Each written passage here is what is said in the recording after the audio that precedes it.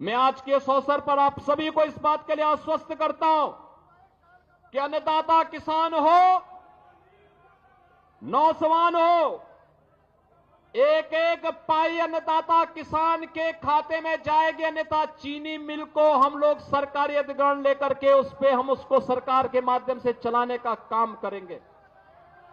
और कोई भी व्यक्ति हर किसान हर चीनी मिल को अच्छे ढंग से चलाएंगे। हमने पिछले आपने इस बात को देखा होगा कि ये वह सरकार है जिस सरकार ने 3 नई चीनी मिलें लगाई हैं, 8 चीनी मिलों का विस्तारीकरण किया है और साथ साथ 120 चीनी मिलों में से 105 चीनी मिलें ऐसी हैं जो 10 दिन के अंदर, 1 सप्ताह से 10 दिन के अंदर गन्ना मूल्य का भुगतान कर रही हैं। मुझे बताते हुए प्रसन्नता है कि यहां पर अब तक रमाला चीनी मिल के पुनरुद्धार के साथ ही हम लोगों ने से 5000 टीडीसी की पहले ही हम कर चुके हैं और साथ साथ 27 मेगावाट का कोजन प्लांट भी, जिसमें विद्युत संयंत्र उससे लगा करके उसके माध्यम से ऊर्जा उत्पादन के केंद्र के रूप में भी उसे विकसित करने का काम किया गया है। और मुझे बताते हुए प्रसन्नता है, बहनों और भाइयों, एक आंकड़ा जरूर आप लोग नोट करना। पिछले 8 वर्ष में, अभी 8 वर्ष में 25 मार्च को होंगे, लेकिन मैं आपको बताना चाहता हूं अभी तक हम लोगों ने 2017 से अब तक 2,72,600 करोड़ रुपए अन्नदाता किसान को केवल गन्ना मूल्य का भुगतान अन्नदाता किसान के खाते में सीधे किया है। यानी 2,72,600 करोड़ रुपए। और मुझे बताते प्रसन्नता है कि 2023-24 का 99.51% का गन्ना मूल्य का भुगतान हम लोग कर चुके हैं। और इसके साथ ही मुझे बताते हुए भी कि 1995 से लेकर 2017 तक 22 वर्ष में जितना गन्ना मूल्य का भुगतान विपक्षी दलों की सरकारों में हुआ है, चाहे वह समाजवादी पार्टी की सरकार रही हो या बहुजन समाज पार्टी की सरकार, उससे 22 वर्ष में जितना इन्होंने गन्ना मूल्य का भुगतान किया है, हम लोगों ने मात्र 8 वर्ष से कम समय में उससे ज्यादा लगभग 60,000 अधिक गन्ना मूल्य का भुगतान अब तक हम किसानों को कर चुके हैं। यानी उनका 22 वर्ष, हमारे 8 वर्ष उस पर हावी है। इसका मतलब अन्नदाता किसान के लिए अच्छी दिशा में सरकार ने कार्य प्रारंभ किया है और सरकार इस कार्यक्रम को आगे बढ़ाने का कार्य कर रही है।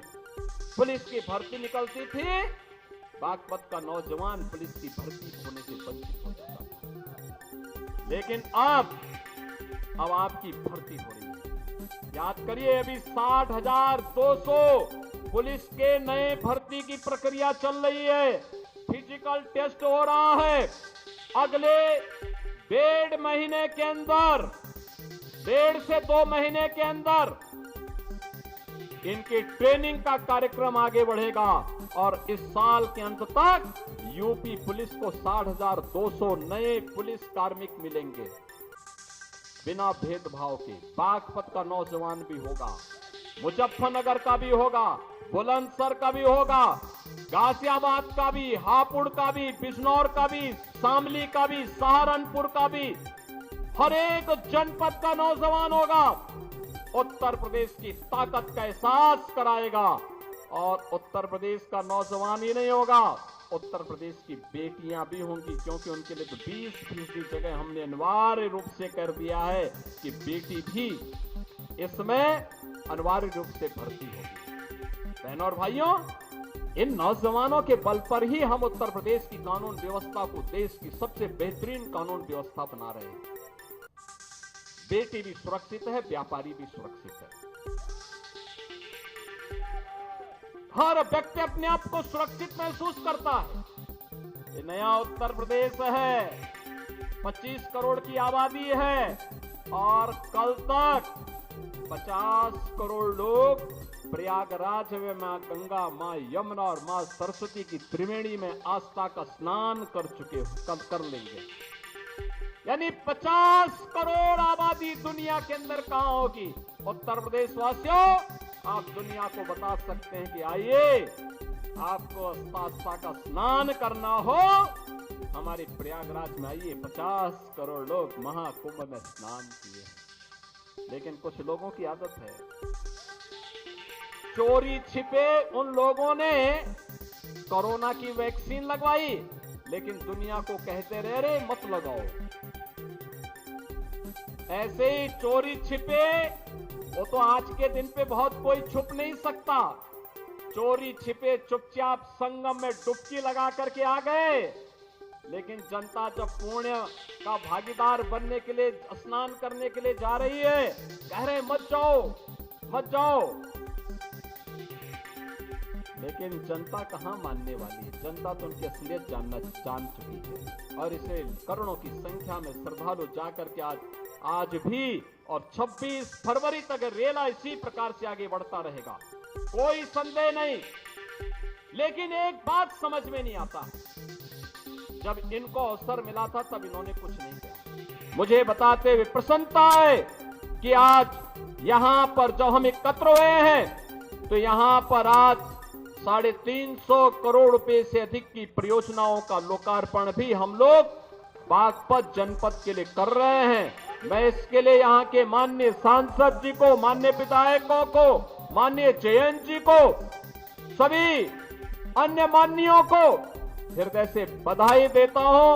आप सभी को अपनी शुभकामना देता हूं। बहनों और भाइयों, आज मुझे बताते हुए प्रसन्नता है कि यहां पर विकास की इन बड़ी बड़ी परियोजनाओं के साथ कनेक्टिविटी की योजना भी है, नए संस्थान बनाने के कार्यक्रम भी है, सड़कों के निर्माण का कार्यक्रम भी है। ये बागपत का तो अपना इतिहास है। याद करिए, 5000 साल पहले जब दुनिया में अंधकार था, दुनिया को किसी प्रकार की कोई जानकारी नहीं थी, तब 5000 साल पहले पांडवों ने जो 5 गांव मांगे थे, उनमें से बागपत एक गांव था। बागपत एक था। किसका इतिहास है? 5000 साल पहले का। दुनिया के अंदर कोई कितना भी विकसित देश क्यों न हो, कोई अपने 500 साल का बताएगा, कोई 700 साल का बताएगा, कोई 1400 साल का बताएगा, कोई 1500 साल का बताएगा, कोई 2000 साल का बताएगा। इससे ज्यादा कोई नहीं बता सकता। और बागपतवासी आप तो बोल सकते हैं कि भगवान कृष्ण ने पांडवों के लिए जिन 5 गांवों को मांगा था, उनमें से बागपत एक था। अगर हमारे इतिहास को देखना हो तो बागपत में भी आकर आप देख लें।